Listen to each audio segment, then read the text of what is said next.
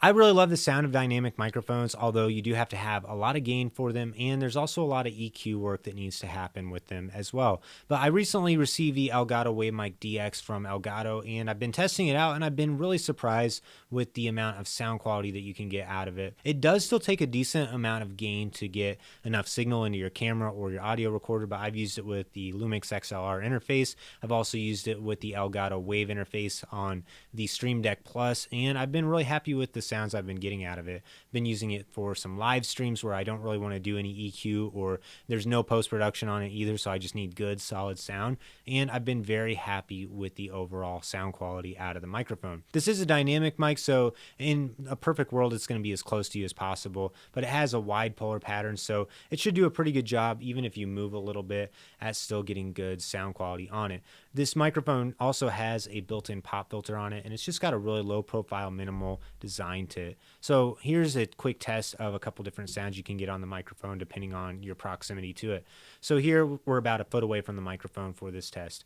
And now we're getting closer to the microphone, so you can see that the proximity effect is definitely boosted on this microphone whenever you get really close to it. And now here we've got the microphone a little bit more off axis and a little bit farther away from me as well, just so you can hear how different it sounds now. One of the things I really like about the Wave DX is the slightly scooped sound that it has. So to give a little bit better clarity, it seems like they've actually brought the mids down on this microphone. It still does have the pronounced bass response, and it has a crisp high end as well. And I did find it does still take a pretty good amount of gain, and I've actually got my camera set to plus 20 on the gain right now and then dialed the knob down just a little bit. This definitely sounds the best when you've got it as close to you as possible, but it has a really good low profile look, so it's minimal. It's not going to draw too much attention to itself.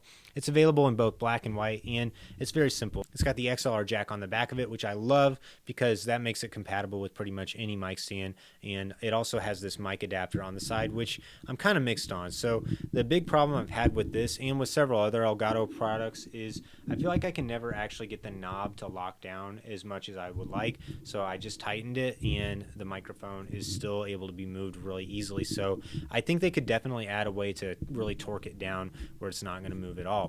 But they do give you a couple thread adapters, so you can use this with pretty much any mic stand, whether you're using it with 3/8, quarter 20, or also 5/8 as well. And I've got it mounted to the Elgato Wave Mic Pro right now, which this mic arm has been fantastic. But this will work on pretty much any mic stand, and the XLR jack being on the end also makes it super versatile.